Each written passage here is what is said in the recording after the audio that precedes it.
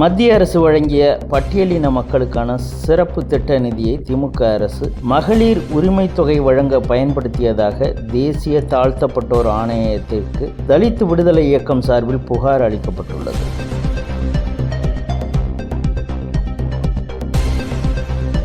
முதல்வர் ஸ்டாலின் தன்னை காப்பாற்றிக் கொள்ளவே அமைச்சர் நேரு மீது வழக்கு பதிவு செய்யவில்லை என அதிமுக குற்றம் சாட்டியுள்ளது.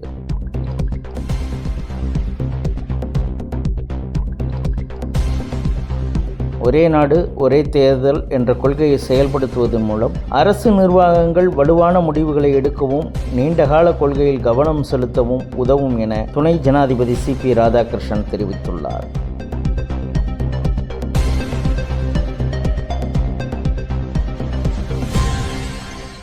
தமிழகம் மற்றும் மேற்கு வங்கத்தில் கைது செய்யப்பட்ட வங்கதேசத்தினர் 8 பேர் நாடு முழுவதும் பயங்கரவாத தாக்குதல் நடத்த திட்டமிட்டு வந்தது விசாரணையில் அம்பலமாகியுள்ளது. மேலும் பாகிஸ்தானை சேர்ந்த லஷ்கர்-இ-தொய்பா உட்பட பல பயங்கரவாத அமைப்புகளுடன் தொடர்பு இருப்பது தெரியவந்துள்ளது.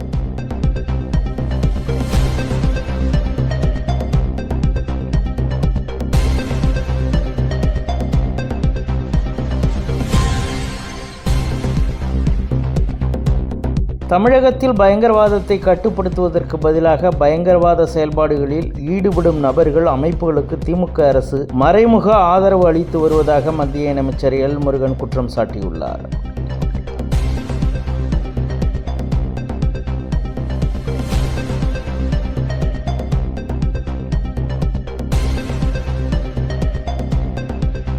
மக்கள் போற்றும் மகத்தான தலைவர் ஜெயலலிதா பெண் சக்தியின் உருவமாக திகழ்ந்தார் என மன் கி பாத் நிகழ்ச்சியில் பிரதமர் மோடி புகழாரம் சூட்டியுள்ளார். நண்பர்களே, நமது தேசத்திலே சிலர் எப்போதும் மக்களின் இதயங்களில் குடிகொண்டிருப்பார்கள்.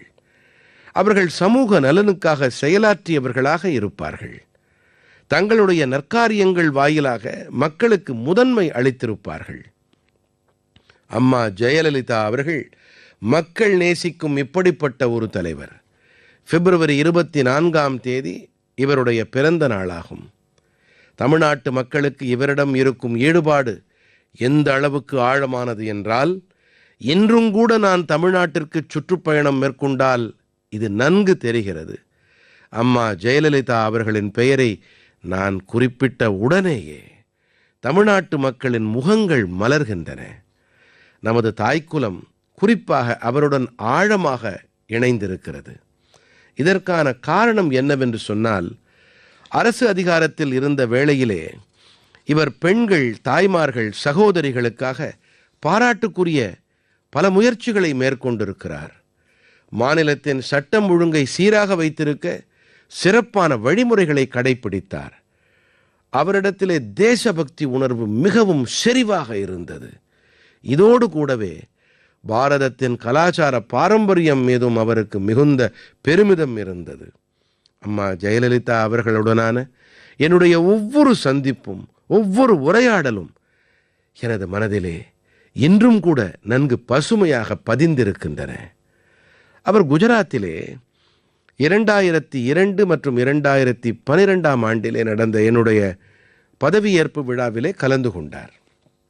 நாங்கள் இருவரும் எங்களுடைய மாநிலங்களின் முதல்வர்களாக அப்போது இருந்த வேளையில் நல்லாளுகை போன்ற விஷயங்களில் அடிக்கடி எங்களுக்கிடையே உரையாடல் நடைபெற்று வந்தது. அவருடைய எண்ணம் மிகவும் தெளிவாக இருந்தது. கருத்துக்கள் மிகவும் நிறைவாக இருந்தன. இதுதான் அவருடைய மிகப்பெரிய சிறப்பு. பல ஆண்டுகள் முன்பாக அவர் பொங்கல் திருநாளன்று மதிய உணவு அருந்த சென்னைக்கு வருமாறு எனக்கு அழைப்பு விடுத்திருந்தார். அவருடைய அந்த நட்புணர்வை என்னால் என்றைக்கும் மறக்க முடியாது. ஒருமுறை மீண்டும் நான் அவருக்கு என்னுடைய பணிவான சிரத்தாஞ்சலிகளை அர்ப்பணம் செய்கிறேன். ஜெயலலிதா அவர்களுக்கு என் நினைவாஞ்சலிகள். சமுதாயத்திற்கு அவர் ஆற்றிய சேவை என்றும் நினைவில் இருக்கும்.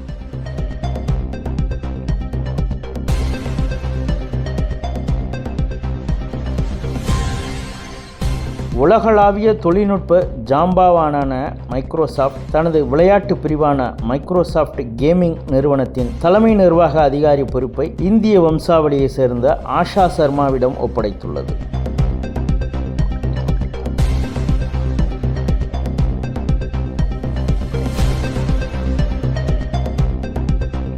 டில்லியில் நடந்த உலகளாவிய மாநாட்டை தனது இழிவான அரசியலுக்கான தளமாக மாற்றிய காங்கிரசுக்கு மக்கள் கண்டனம் தெரிவித்து வருகின்றனர் என பிரதமர் மோடி கூறியுள்ளார். सरफरे नेता, कांग्रेस के बेलगाम नेता देश को तबाह करने पर तुले हुए हैं. अगर आपको प्रधानमंत्री की कुर्सी पर बैठना है तो पहले आपको जनता के दिल जीतने पड़ेंगे. महिलाओं एमपीओ को भेज करके सीट पर कब्जा करने से आप प्रधानमंत्री नहीं बन सकते हो. और माताओं बहनों को इस प्रकार से आगे करने की क्या मजबूरी है आपकी? क्या इतने खोखले हो गए हो आप लोग?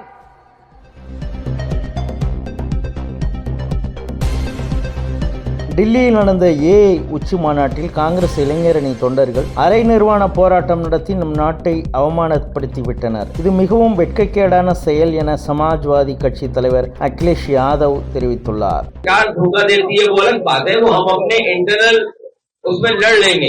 अब तो पूरा देश जान गया कि बीजेपी झूठ बोलती है, तो उस तरह का प्रदर्शन नहीं करना चाहिए था जिससे फॉरेन डेलीगेट और फॉरेन कंट्री के सामने हमारे आपके देश का अपमान हो.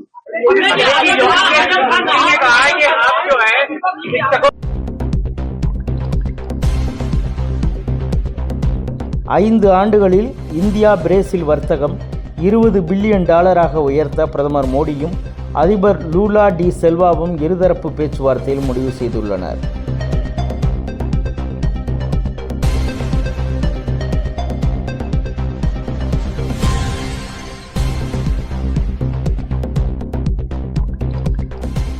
ஏஐ எனப்படும் செயற்கை நுண்ணறிவு தொழில்நுட்பத்தில் உலக நாடுகளுக்கு வழிகாட்டியாக நம் நாடு உருவெடுத்துள்ளது. மாநாட்டின் முடிவில் பிரதமர் மோடி முன்வைத்த மனிதநேய அடிப்படையிலான கொள்கைகளை ஏற்று அமெரிக்கா, சீனா, ஜெர்மனி உட்பட 86 நாடுகள் பிரகடனத்தில் கையெழுத்திட்டுள்ளன.